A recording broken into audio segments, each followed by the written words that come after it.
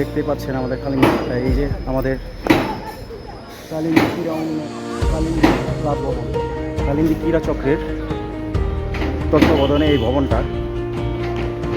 আমাদের এই কালিন্দী মাঠে কিছু দৃশ্য দেখেন, প্রত্যেকটা দিন বিকালে এই সময়টা থেকে পোলাপান অনেক দূর দূরান্ত থেকে এই মাঠে খেলতে আসে। এখন কেরানীগঞ্জে অনেক মাঠ ছিল, এখন শুধু এই কালিন্দী মাঠটাই আছে যে ফ্রিভাবে খেলতে পারে। আরও কয়েকটা মাঠ আছে, যেমন আগানগর মাঠ, নেক্রোজবাগ মাঠ, কিন্তু আমাদের কালিন্দী মাঠটাও ঐতিহ্যবাহী মাঠ।